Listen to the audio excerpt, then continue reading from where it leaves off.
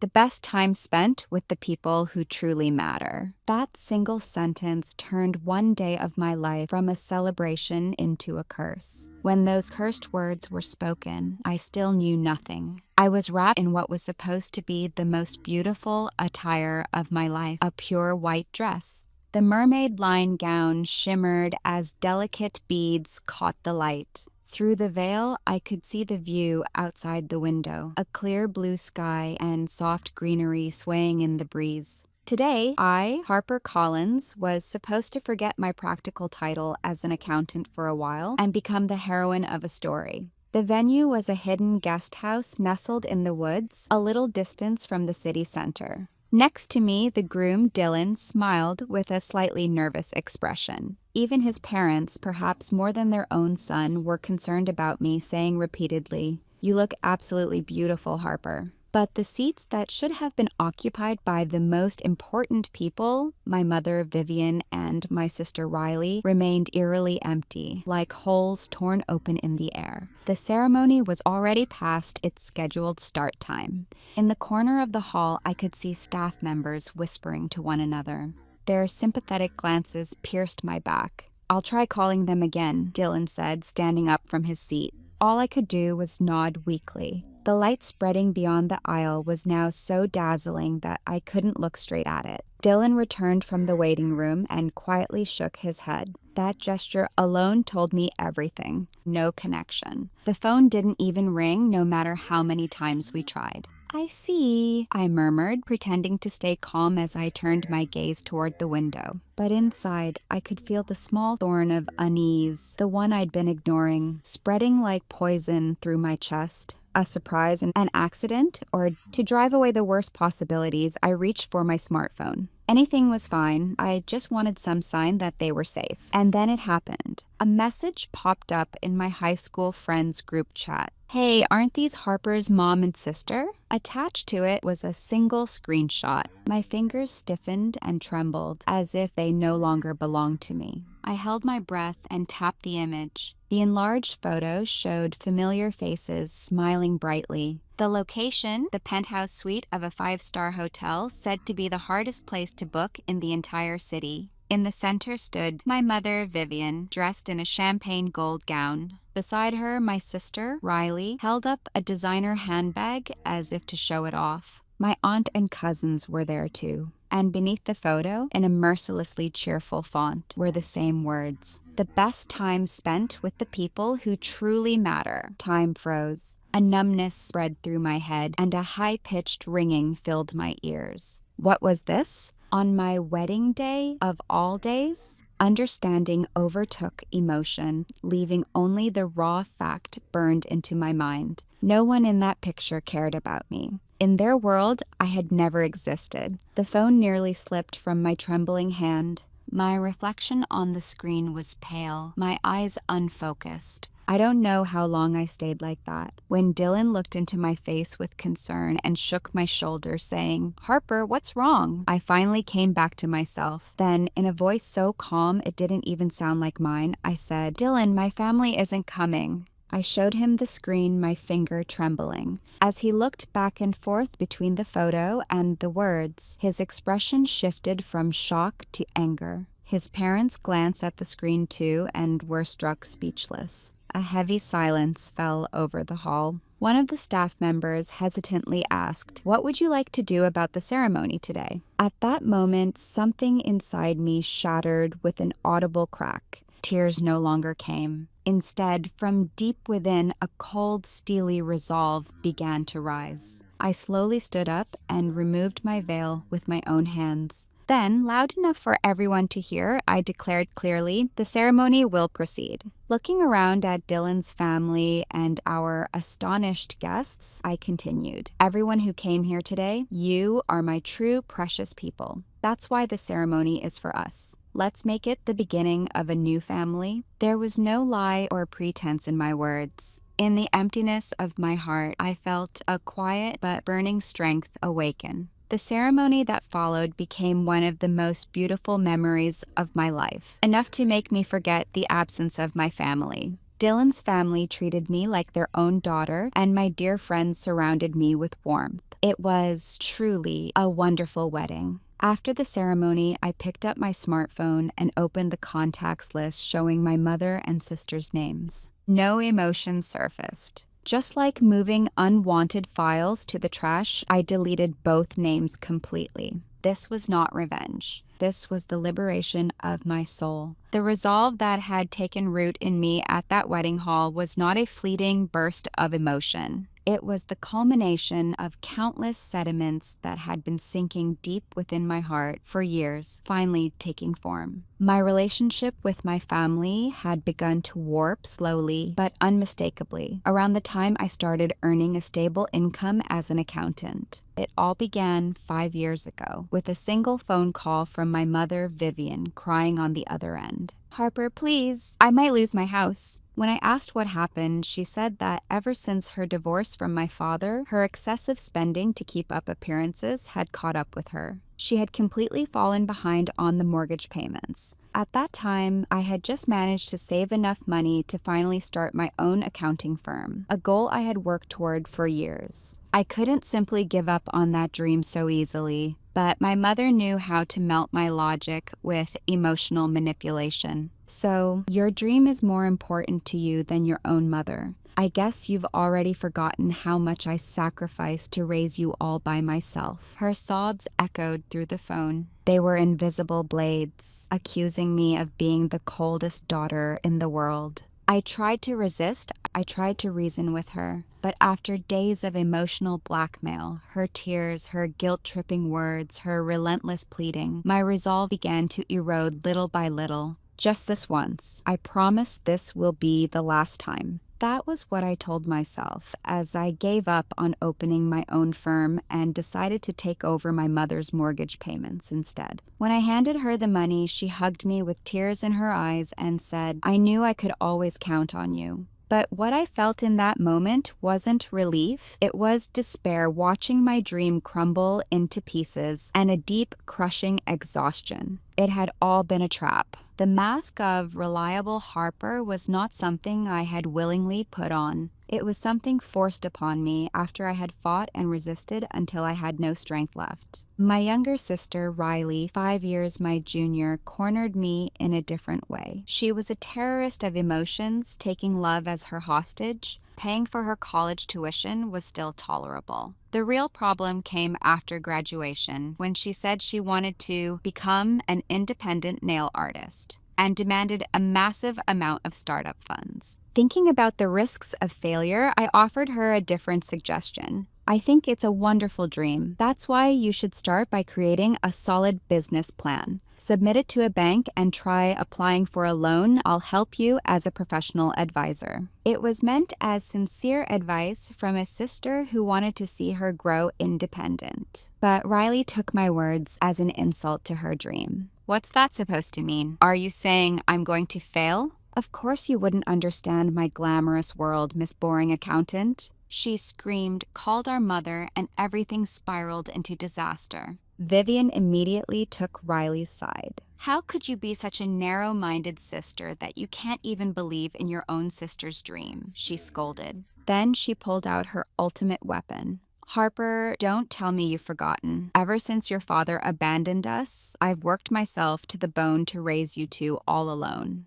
I gave up my youth, my dreams, everything for you, and now this mother is bowing her head and begging you to help your only sister chase her dream. Are you really going to trample on that?" It was the same weapon she had wielded for years, the emotional debt she made me carry ever since the day my father left. When I finally gave in and sent the money, Riley smiled in triumph and said, "Thanks, sis." That wasn't affection. It was control, manipulation disguised as love, taking advantage of my compassion and guilt. But her dream lasted no longer than her moods. She canceled client appointments without notice and badmouthed customers on social media whenever she felt like it. Naturally, her salon went under within a year. The hundreds of thousands I invested vanished into thin air. Yet she showed no remorse at all. She shrugged and said, as if she'd just lost someone else's money in a casual bet. Well, it was a good experience, I guess. But this failure really shook my confidence. I can't even think about starting my next fashion brand until I stabilize my life. Almost on cue, my mother chimed in. She's right, Harper. You can't let the fire of Riley's dream die here. You should support her monthly as a dream fund contribution so she can move on to her next step. And so began that humiliating system, $300 automatically leaving my account every month. The financial exploitation was only a visible symptom. The real disease ran deeper, the deep-rooted contempt they held toward me. To them, I wasn't an equal member of the family. I was a dull but convenient resource to sustain their glittering lifestyle. My worth wasn't measured by my character or my effort, but by the balance in my bank account. When I passed one of the toughest certification exams to become an accountant, they didn't celebrate. They couldn't even understand its value. Instead of praising my hard work, my mother brushed it aside, saying, "More importantly, isn't there someone special in your life? A woman's real happiness lies there." She dismissed my career with a laugh. Riley was even more blatant. Wow, that's impressive. So how much of a raise does that mean? Does that mean I can expect something nice for my birthday? To her, my intellectual achievements were nothing more than tools to fulfill her own material desires. The insult I suffered when I bought my first small apartment on my own is something I'll never forget. It was the crystallization of my effort and sweat, a symbol of my independence. But the first thing my mother said when she stepped inside was, "Oh, it's smaller than it looked in the pictures." Riley crossed her arms, looked around, and added, "For that price, couldn't you have found a better place?" Instead of celebrating my new home, they focused only on devaluing it. They didn't see my steady, disciplined life as admirable. To them, it was boring and beneath them. The betrayal on my wedding day was the culmination of the years of contempt they had held toward me. It was the grandest day of my life, the moment when the daughter they had always called dull and unremarkable would shine brighter than anyone, surrounded by love and celebration. By destroying that moment, they branded me one last time with their cruel message: "You don't deserve to be the heroine of a happy story." Since that day, I had been staying at Dylan's apartment, trying to rest both body and mind. Dylan and his parents accepted everything about my past and embraced me, saying, "From now on, we're your family." Each time I felt their warmth, I realized just how long I had been submerged in cold, lifeless water. All contact from my mother and Riley stopped completely. It was as if they had planned it together, a perfect silence. And yet, that very silence felt like the eerie calm before a storm. Then came the fateful Wednesday. Just as I had begun to sort through my thoughts and prepare myself for a new life, an email arrived. The sender was my mother, Vivian. The subject line read, "Urgent and wonderful news." A strange unease ran through me. Could it be an apology? With the faintest, most fragile hope, I opened the message, only to be met with words so shameless they defied belief. "Dear Harper, I am delighted to share that your sister Riley has become engaged to the gentleman she has been seeing. Next month, we will be hosting an elegant engagement party at a prestigious hotel with his family in attendance." After receiving the estimates for the venue, Riley's dress, catering, and so forth, we discovered we are about $2,500 short. This is an important investment in Riley's future and, by extension, in the future of our family as a whole. Naturally, as the family sponsor, I trust that you will cover this expense. I apologize for the short notice, but please make the transfer by the end of this week. By the time I finished reading, something inside me snapped, completely, permanently, and irrevocably. There was no anger left, no sorrow, only an endless void spreading through me. They had ruined my wedding, never once apologized, and now, without hesitation, came begging for money again. That simple fact sealed my final decision. I stared at the email as if examining a rare insect, stripping myself of emotion entirely. Every word radiated their self-centered logic, not even malice, just pure, unfiltered selfishness. I realized then that there was no point in trying to communicate with them in human language anymore. Write an angry reply, call and yell? I refused to waste another ounce of my energy that way. There was only one language they could ever understand. The one they loved most, the one they had always demanded from me. Money. Only the cold, silent statement of financial truth could reach them now. I opened the reply window. My hands were unnervingly steady. My mind was clear, calm, the same focused clarity I felt when performing a complex financial audit. And after a few seconds of quiet thought, I typed just one word: congratulations. The sound of the enter key echoed through the still room. In that single word, I poured all of my emotions and my final goodbye. Let us celebrate the beginning of your new life. However, I would never again step onto that stage. Not a single cent of the money I had earned through tears and sweat would be spent on their celebration. It was a farewell letter disguised as a message of congratulations, the coldest kind of severance. Right after sending the email, I deleted my mother's and sister's contact information from my phone without a trace of hesitation and blocked their numbers. I searched for their accounts across every social media platform and blocked them all completely. I erased their presence from my digital world and from my life. It was like cutting out a tumor that had been eating away at my body for years without anesthesia. Painful, yes, but sacred, a ritual of rebirth. And yet, cutting digital ties wasn't enough to ensure true safety. They still had spare keys to my apartment. At any moment, they could open the door under the sacred excuse of "we're family" and invade my sanctuary. The very thought made my spine shiver. To reclaim my true sanctuary, I needed to rebuild a physical barrier. That very day, I went straight to the property management office and formally requested a lock replacement. The next afternoon, a locksmith arrived. When the work was done, he handed me 3 brand new keys, sealed in a clear plastic bag. These will completely disable the old ones. His words sounded like a declaration of independence, solemn yet liberating. I bowed deeply and accepted the keys with trembling hands. Back in my apartment, I inserted the new key into the door and slowly turned it. Click. A crisp, metallic sound. It wasn't just the sound of a lock engaging. It was the sound of sealing off an unwelcome past and securing the safety of my future. No longer would I have to fear my mother's hysterical visits. No longer would Riley barge in uninvited and rummage through my belongings. This single door had become the absolute boundary that would protect me.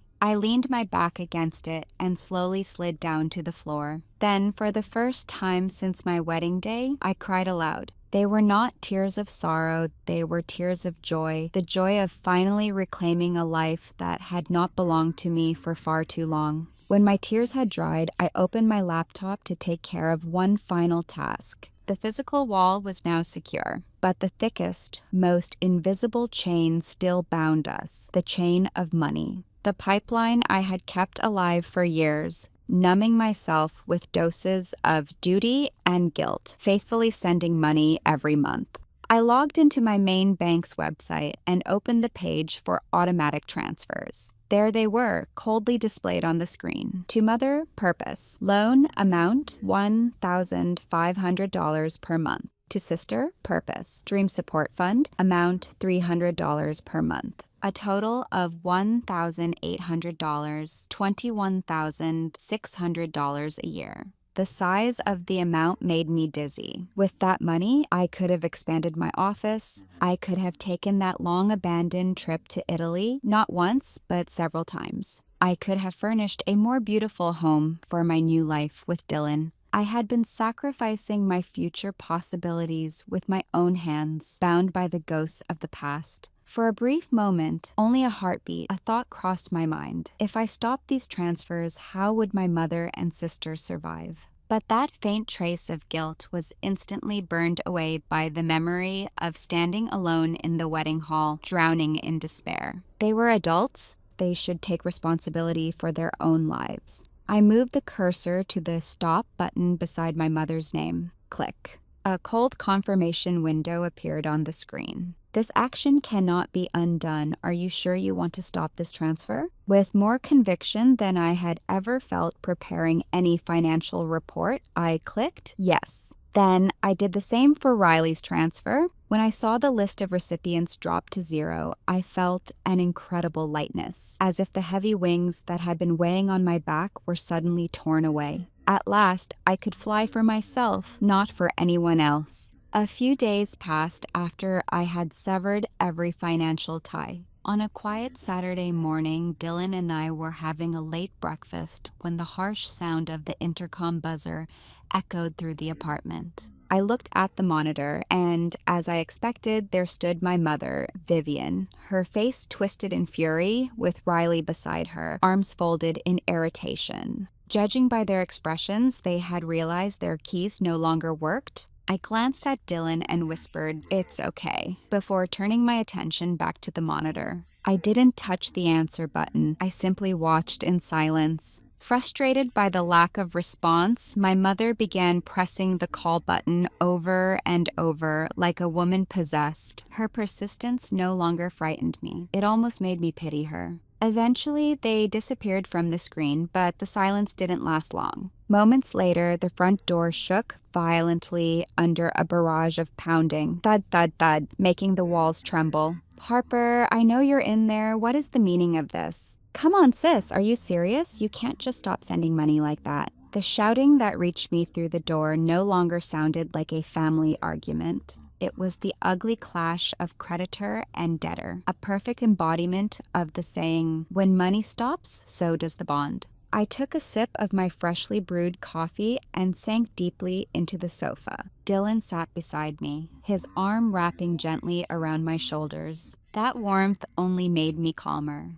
The old me would have panicked about appearances, rushing to open the door in embarrassment. But not anymore. This was my castle. And the people pounding at my gate were no longer family. They were invaders, threats to my peace. I simply waited in silence, safe within my fortress walls, until the invaders exhausted themselves and retreated after displaying their disgraceful desperation. When they realized that primitive tactics, pounding on doors and hurling insults, no longer worked on me, a new sound filled the air. Sirens, growing louder. They had finally played their last and most foolish card, calling the police. "I knew it," I murmured softly, reaching for the clear file folder I had carefully prepared for this very moment. Inside were undeniable records, the unshakable evidence of this absurd, tragic farce. Soon the doorbell rang. Through the peephole, I saw 2 uniformed officers standing outside, looking slightly uneasy. Behind them, my mother, Vivian, played the part of a tragic heroine, tears streaming down her face as she cried, "My daughter, she's stolen all of our keepsakes and essential belongings, and now she's locked herself inside." Not to be outdone, Riley joined in with dramatic precision. "My sister is mentally unstable. She's been threatening us. Please, you have to protect us," she shouted, her voice trembling in perfect imitation of fear. I took a slow, steady breath and quietly opened the door. "Good afternoon. My name is Harper Collins," I said calmly. The officers seemed slightly taken aback by my composure. "Please come in. I'm happy to explain everything." I led them into the living room and spread the contents of the clear file across the table. Photos of the empty seats at my wedding ceremony, screenshots of their social media posts, complete with clear timestamps matching the event, and printed bank statements documenting 5 years' worth of substantial transfers to both of them. "I understand the report you received mentioned theft and threats," I said evenly. "But these are the objective facts." As I spoke, I could see my mother and sister's faces drain of color in the corner of the room. The older of the two officers examined the documents carefully, his expression turning grave as he flipped through each page. Meanwhile, the younger officer turned to my mother and sister with routine questions. "What exactly are these keepsakes you claim were stolen?" he asked. My mother hesitated, her lips trembling. "And what kind of threats did she make?" he pressed. Riley stammered, unable to form a coherent answer. Their lies were stripped bare, unraveling rapidly under the light of truth. The older officer finally looked up from the documents and spoke in a grave tone. "Ma'am, what you've told us is very different from the evidence presented here." He glanced briefly at me, then turned back to my mother and sister, his voice firm and authoritative. "This is not a theft case. On the contrary, it appears to be a long-standing pattern of financial and emotional dependency on your daughter. She has every legal right to change her locks and to stop providing financial support. If you continue to make false reports or disturb her peace, we will have no choice but to take appropriate legal action." His words carried the weight of a verdict, absolute and final. My mother collapsed weakly, whispering, "That can't be." Riley stood frozen, her face flushed red, unable to lift her head. The rules of society, the very boundaries they had ignored for so long, now loomed before them as an unscalable wall. At the officer's calm instruction, "That will be all for today. Please leave," they shuffled away without once looking back. I closed the door quietly behind them and turned the lock. Click. The sound rang out like a declaration of victory. A week passed since that stormy Saturday. Dylan's parents, along with a few close friends who had stood by me even after learning my story, and kind neighbors and co-workers who had been worried about me, all gathered at my home. The table was filled with homemade dishes everyone had brought to share. The warmth in that room was incomparable to the hollow emptiness of my wedding day. When Dylan's father gave a small, shy smile and said, "Harper, you are a daughter the heavens have blessed us with," I couldn't hold back my tears. But they were not tears of sorrow or regret. They were tears of gratitude. For the first time in my life, I was receiving unconditional love. My friends smiled and cried as if it were their own happiness, saying, "You did it. From now on, you only need to be happy." And I couldn't help but wonder, what did blood ties ever truly mean? The people who had tried to hurt, use, and control me. And the people, unrelated by blood, who understood my pain, who truly wished for my happiness, and who rushed to be by my side. The answer was already clear. Family is not defined by the circumstances of one's birth. It is a community built through shared time, mutual respect, and the effort to nurture love. The warm smiles surrounding me now, they were the true form of family, the one worth protecting with all my heart. A few months later, a relative, looking somewhat uneasy, told me what had become of my former family. Riley's engagement had been broken off. The cause, unsurprisingly, was that foolish uproar the day my mother and sister called the police to my apartment. Her fiancé's family came from old money, a household that valued reputation and decorum above wealth itself. Word of that scandal somehow reached their ears. A family that storms into a sister's home over money and involves the police with false accusations, such conduct is intolerable. Her fiancé's father had reportedly said this quietly but firmly. "Regardless of your own character, the incident involving your family is something we cannot overlook. Becoming relatives with such people would stain our family's honor." The engagement was canceled immediately. Riley's dream of marrying into wealth had shattered under the weight of her own family's disgrace. Now she was said to be in hysterics, blaming both my mother and me for her downfall. As for my mother, Vivian, she had fallen behind on her mortgage payments and lost the house that once symbolized her pride and vanity. Without the glue of money, the family had crumbled into a heap of rubble, each blaming the other for the ruin. When I heard all this, I didn't feel triumphant. Only a quiet sense of pity filled my heart. Today, Dylan and I sit together on the balcony of our new apartment, bathed in the gentle afternoon light. I still work as an accountant, but I've found new goals. One is to finally fulfill the dream I once gave up, to travel to Italy. The other is to start sharing my story through a blog and social media to reach others who, like me, have suffered at the hands of family. My past was not meaningless. Because I walked through that dark tunnel, I now know the true brilliance of light. My happiness will never again be dictated by anyone else. From now on, I will carve my life for myself and myself alone.